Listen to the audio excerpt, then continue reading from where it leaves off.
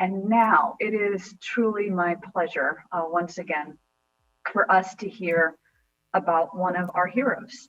Normally we would have done this together in a nice room over a dinner and really been able to celebrate with you in person. And I just want to say thank you for being with us virtually. And we have Anne Supplee from the Minnesota, North Dakota, South Dakota chapter. Hi, Anne. Welcome. Hi.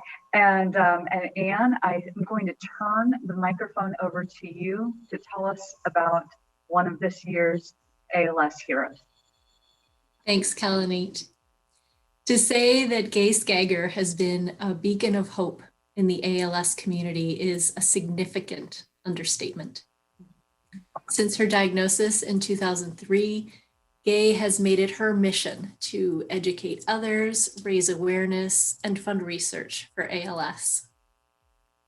She's been a major proponent of assistive technologies and a regular guinea pig in testing out new augmentative and alternative communication devices.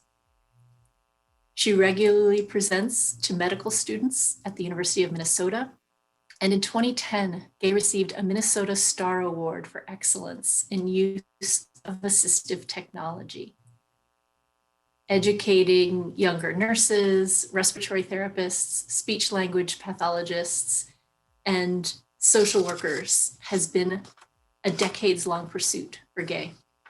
To that end, she has maintained her nursing license so that she is still a registered nurse in case anyone dares question her credibility. On the advocacy side, you'll be hard-pressed to find someone more active with state legislators and members of Congress around critical issues for the ALS community. And when she's not advocating herself, Gae is going out of her way to inform support group members, clinicians, and truthfully her entire network about ways to get involved. She and her husband, Ed, who Gae will say is her hero, along with their extended family, have raised over $78,000 for a Twin Cities Walk to Defeat ALS and thousands more for research at our Light the Journey Gala. I could honestly go on for a long time about Gae's achievements and accolades, including the many ways she's taught me about facilitating support groups and how to make them more accessible to those using AAC devices. But none of that would do justice to the person that Gae is.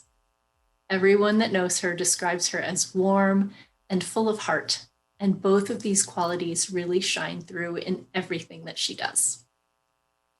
And for someone that has lost much to ALS, including her ability to communicate orally, Gae's optimism and unrelenting spirit provide those of us in her life with genuine hope that we will one day live in a world without ALS and live well until then.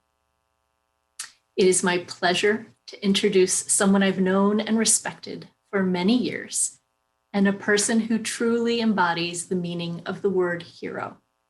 Geraldine Gae Skager.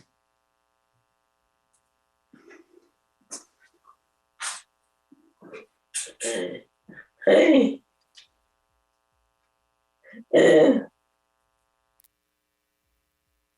I am very honored and humbled that you would consider me for this National ALS Association Hero Award.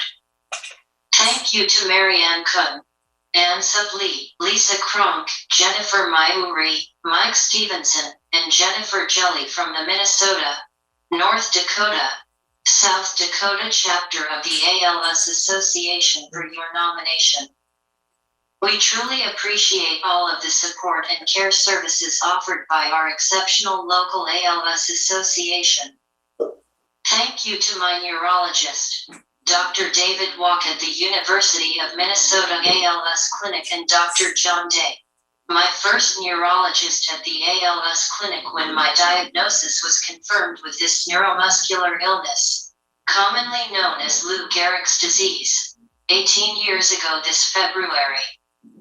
We are grateful for all of the invaluable therapists and nurses who have cared for our family in Minneapolis through the University of Minnesota, the Muscular Dystrophy Association, and the ALS Association.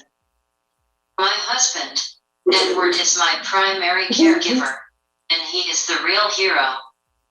I share this award with him. And my very deep gratitude goes to my loving husband, Edward. He has been my love and support for the past 38 years. Ed is my tender caregiver for more than 19 plus years of my living with ALS symptoms. He has been through his own health challenges over the years, which we have dealt with together, and Ed is my best friend and soulmate. I could not survive without all of his love and support, and in our volunteer service work with the ALS community. Thank you, Edward. Thanks so much to our adult children, Kristen, Kevin, and Lauren Rose, who are the real heroes, for all of their family love and support through grief and struggle with losses over many years in which we have been living with ALS, as our whole family has been affected by this disease. They now are all college graduates, kind and successful human beings, compassionate adults, and advocates for their local and national ALS communities in Washington State, Massachusetts, and Hawaii. We are so proud of our 3 young grandsons, Peter, Theodore, and James, with their terrific parents, Kristen and Derek, who are all learning to be so accepting of people living with disabilities and becoming young advocates for the ALS community. We are grateful for our connections and love with Edward's family.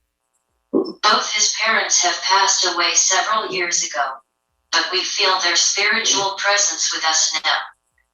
Rita Rose and Philip Skager have always shown us their love. Thanks so much to Ed's siblings, Alan, Joni, Philip, and Sandra, and their spouses Richard and Susie, with their families. Thanks for my parents, Lois and Joseph Angursky, and their consistent love and support. My dad and mom have supported the ALS Association with thousands of dollars over the years and even traveled from the Chicago area to Minneapolis to join our Walk to Defeat ALS team. My dad died a few years ago, and my mom is still strong in her love and prayers for us at her age of 91. Love and thanks to my 5 siblings, Joseph, Marvin, Cindy, Margie, and Lisa, along with their spouses Nancy, Dottie, Jerome, and John, and with their families. Even though we live far away and from coast to coast, we depend on our family for love and support. Our gratitude especially goes to my sister, Margie, and her husband, John, for their love for us and their financial sponsorship of the ALS Association Research and Care Services programs. Margie and John live in Minnesota close to us and are heroes in ALS advocacy, planning, support, and fundraising for the ALS community. Their 3 daughters have been actively involved with ALS events and personally helping our family establish and share the care community group of volunteer friends who are still supporting us every week through email requests today. Thanks so much to Rachel and Dan, Teresa and Dane, Michelle and John, with their families.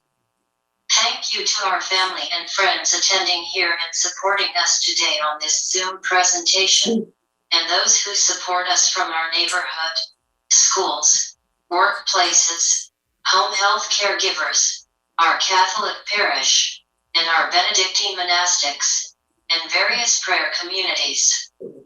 All of your love and friendship improve the quality of our lives, and we truly appreciate each one of you. We all naturally take for granted the amazing abilities of our body until they are stripped away by illness or injury.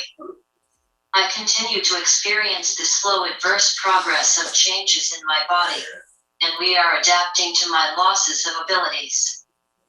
My nerve and muscle control deteriorate year by year, until I will eventually be too weak to breathe and my death will be imminent, as so many of my ALS friends have passed away before me. It has been my privilege to get to know and learn from other friends living with ALS. I am very grateful for access to new tools and technologies to remain actively engaged in everyday life. This has opened up a new sense of empowerment and freedom for me. I still have a voice, and I can make choices to try living with compassion and gratitude each day. Gaining some sense of independence truly takes an interdependence on many people. We simply need to ask for help and be willing to receive that assistance. It really does take a village. Now it is imperative that we seek out accessibility resources and build a thriving community for ourselves and others. Thanks for your patience in listening to me through my computer today. Blessings of joy and gratitude to you all.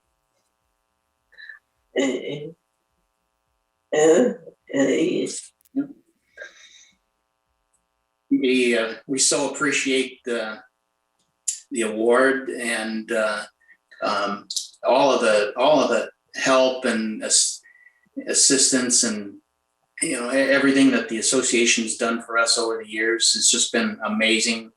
It's been a long journey.